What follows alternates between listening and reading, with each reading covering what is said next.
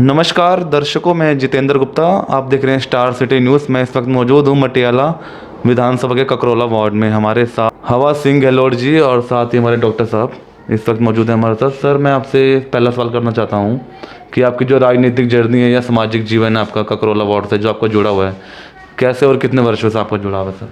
देखो, हम तो काफ़ी दिनों से पुराने जुड़े हुए हैं। ये मान लो अब तो सीनियरिटी में आने के उसमें कगार में 50 साल मेरी एज हो चुकी है।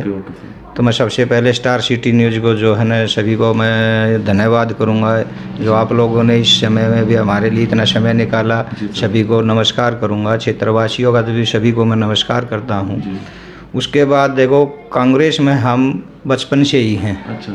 हमारे बड़े बुजुर्ग भाई भी हैं, वो भी कांग्रेसी थे।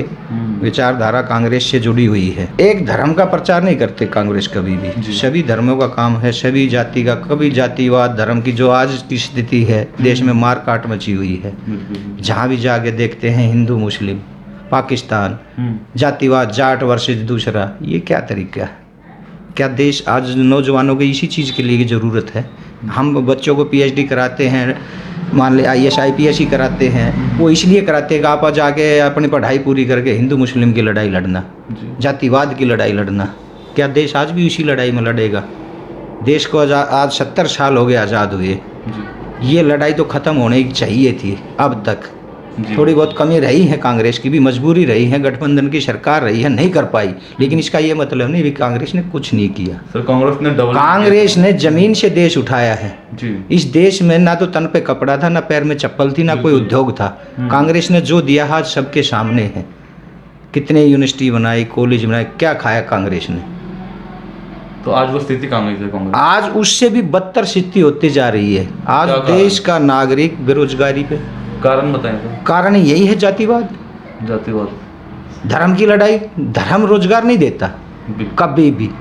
हम अंबेडकर जी के विचारों से बहुत प्रभावित हैं। शिक्षा देंगे जी तो आगे देश बढ़ेगा। शिक्षित होंगे। धर्म में कभी कोई आगे बढ़ा है? कोई डिग्री है धर्म की?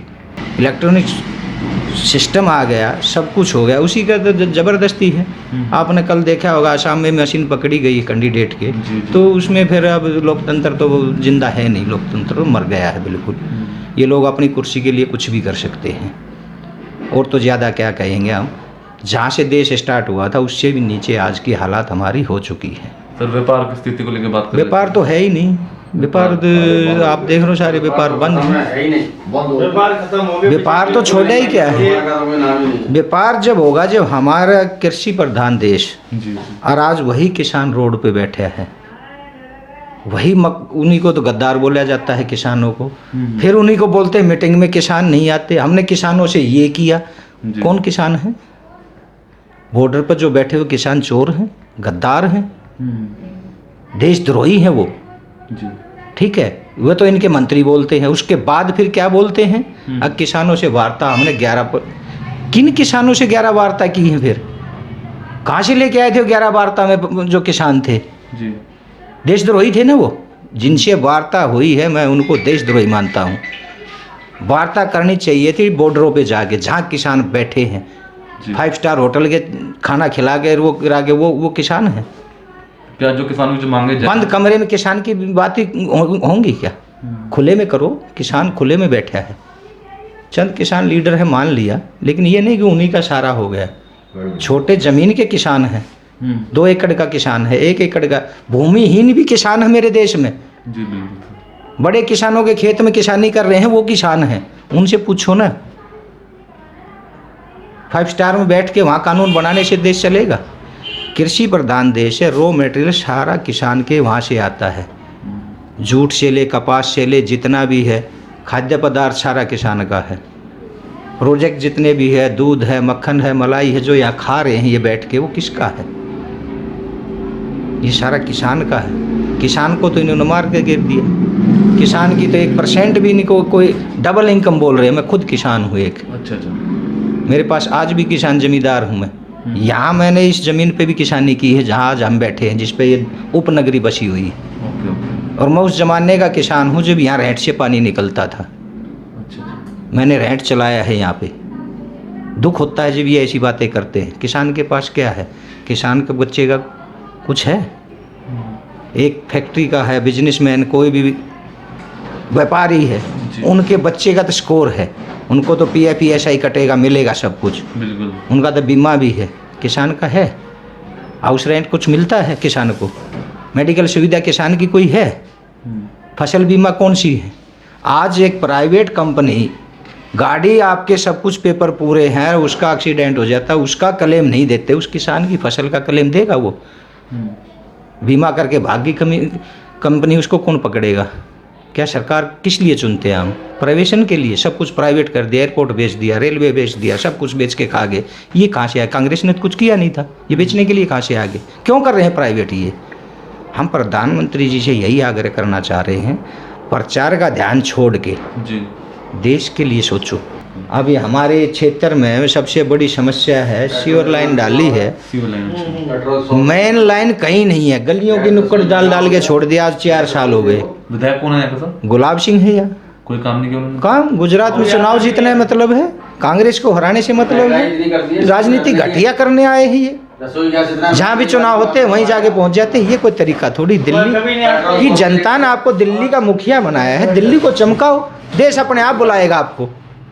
आप दिल्ली को जब चमकाओगे तो दिल्ली से बाहर भी तो आपकी मांग बढ़ेगी।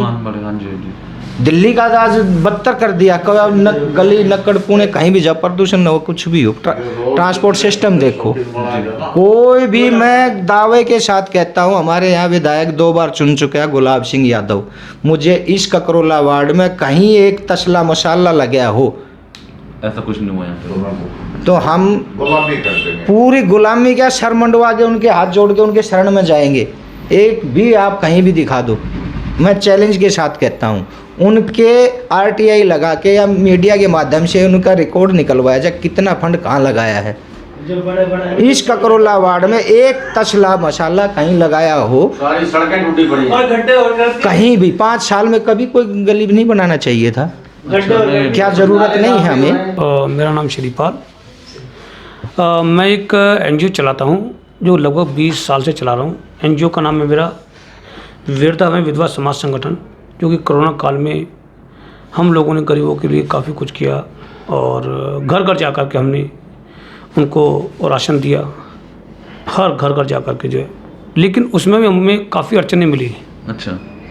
अड़चनें क्या हुई कि जब हमने कोई कार्यक्रम शुरू करा, उससे पहले हमने